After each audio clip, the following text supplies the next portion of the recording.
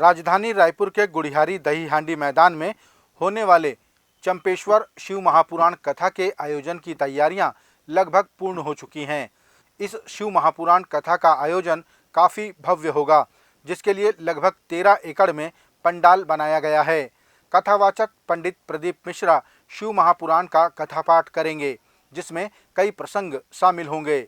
इस धार्मिक आयोजन के आयोजक बसंत अग्रवाल ने बताया कि यह छत्तीसगढ़ का पहला सबसे विशाल धार्मिक महाकुंभ है, जिसमें 2000 लोगों के ठहरने और खाने की व्यवस्था की जा रही है।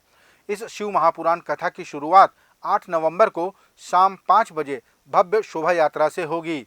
इसी दिन कथावाचक पंडित प्रदीप मिश्रा का भी आगमन होगा। छत्तीसगढ़ के इतिहास का सबसे बड़ा धार्मिक पंडाल लगा रहे हैं। 5 लाख फीट का पंडाल लग रहा है 13 एकड़ में लगभग, जिसमें से 2.5 लाख फीट डोम है और 2.5 लाख फीट पाइप पंडाल है। 10 एकड़ बाइक की व्यवस्था है, बाइक पार्किंग की, जो कथा स्थल तक आती है। कार पार्किंग हम WRS और कोटा में रख रहे हैं। 500 पुलिस बल का सहमति प्रशासन ने हमको दे दी है, लेकिन हमने निवेदन किया है कि और बढ़ा लें, क्योंकि बहुत ही संख्या में लोग आएंगे। तो हमारा निवेदन है कि थोड़ी संख्या बढ़े। 2000 लोगों के लिए हम आवास की व्यवस्था किए हैं, और वो यदि संख्या बढ़ेगी तो हम उसका और प्रयास करेंगे कि और जगहों पे उनको दें।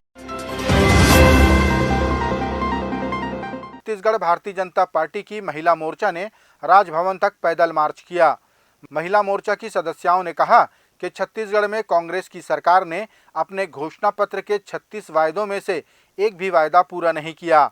महिलाओं ने कहा कि अपराध के प्रमुख जड़ शराब पर शराबबंदी के वायदे से ये सरकार मुकर गई, जिसके चलते अपराध बढ़ते जा रहे हैं। आज हम सभी महिला मोर्चा की बहनें प्रदेश स्तरीय जिला की सभी महिलाएं मिलकर एक बड़ा राज्यपाल जी को ज्ञापन सौंपने वाले हैं, क्योंकि आप देख रहे हैं जो प्रदेश में बढ़ती हुई अपराध है वो उसका मुख्य कारण है शराब। क्योंकि उन्होंने शराबबंदी के वादे किए थे, पर वो अपने वादे पूरे नहीं करे, अपने वादों से मुकर गए। और महिला बहनें आज उनको याद दिलाना चाह रही हैं कि आपने जो वादे किए हैं उन वादों को पूरा करो, नहीं तो महिला मोर्चा एक उग्र प्रदर्शन 11 नवंबर को महतारी हुंकार के नाम से बिलासपुर में तो कर ही रही है। इसके बाद अगर आप नहीं मानेंगे तो हम हर वार्डों में यहाँ आंदोलन करेंगे। दंतेवाड़ा में पिछले 65 दिनों से जारी रसोइया संघ ने अपनी हड़ताल प्रशासन के आश्वासन के बाद खत्म कर दी। प्रति माह 1500 रुपये वेतन पाने वाले रसोइयों की वेतन वृद्धि की मांग थी। प्रशासन ने जनवरी तक उनकी मांगों पर विचार कर कोई न कोई निर्णय लेने का आश्वासन दिया है। प्रशासन से मिले आश्वासन के बाद रसोइया संघ के सदस्यों ने मिठाइयां महंगी होने के कारण लाई और चना से एक दूसरे का मुंह मीठा कर खुशियां मनाई। और रायपुर गए हुए थे और मंत्रियों से मुलाकात हुई है। वहाँ से हमको आश्वासन मिला हुआ है कि हम आपकी मांग को पूरा करने की कोशिश करेंगे आगे भी। और हमको मांग अगर एक महीना वक्त मांगा गया है, 1 महीना में अगर मांग पूरा नहीं होता है तो हम जनवरी में 15 तारीख के बाद हम पैदल यात्रा रायपुर जाएंगे। स्थिति के अभी तो स्थिति हुआ है, फिर अपनी मांग के खातिर हम वहाँ पैदल यात्रा जाएंगे रायपुर में। छत्तीसगढ़ में आरक्षण का दंश झेल रहे आदिवासियों को कांग्रेस सरकार द्वारा वाजिब हक दिलाए जाने का आश्वासन दिया गया है।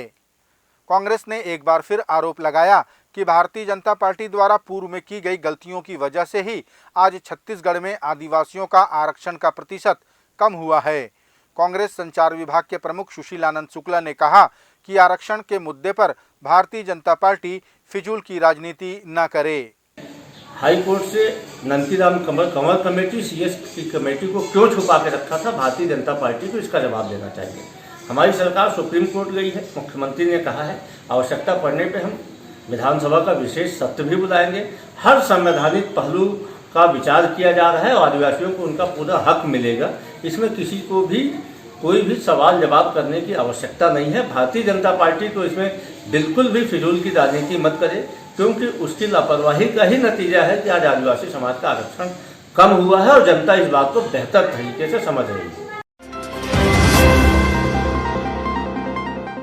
छत्तीसगढ़ भारतीय जनता पार्टी के सह प्रदेश प्रभारी नितिन नबीन के द्वारा छत्तीसगढ़ महतारी की मूर्ति स्थापना को लेकर दिए गए बयान पर कांग्रेस ने माफी मांगने की बात कही, जिस पर नितिन नबीन का पक्ष रखते हुए भारतीय जनता पार्टी के प्रदेश अध्यक्ष अरुण साव ने कहा कि नितिन नवीन ने ऐसी कोई आपत्तिजनक टिप्पणी नहीं की जिसके लिए उन्हें माफी मांगनी पड़े।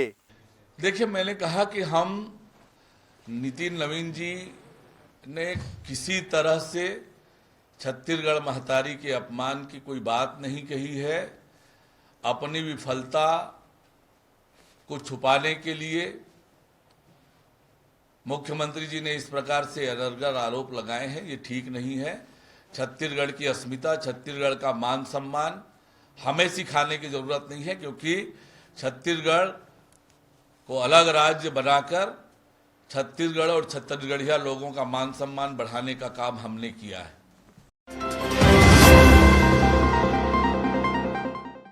छत्तीसगढ़ भारतीय जनता पार्टी के सह प्रदेश प्रभारी नितिन नवीन द्वारा छत्तीसगढ़ महतारी की प्रतिमा स्थापना को लेकर दिए गए बयान की निंदा युवक कांग्रेस ने की है।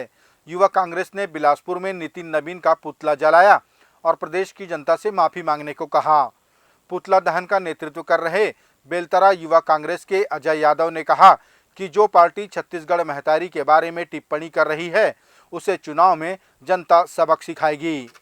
सरकार अभी छत्तीसगढ़ महतारी के लिए जो हर जगह पे स्टेचू वगैरह लगा रही है या फिर ऑफिसों में जो इनका परमानेंट अभिनंदन करने के लिए जो कहा गया है उसके विरुद्ध इन्होंने आपत्तिजनक टिप्पणी की थी।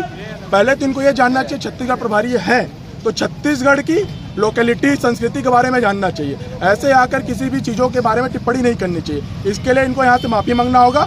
अगर ये इसी तरह बात करेंगे तो छत्तीसगढ़ में इनकी सरकार कभी नहीं बन पाएगी और छत्तीसगढ़ की जनता इसका जवाब चुनाव में देगी।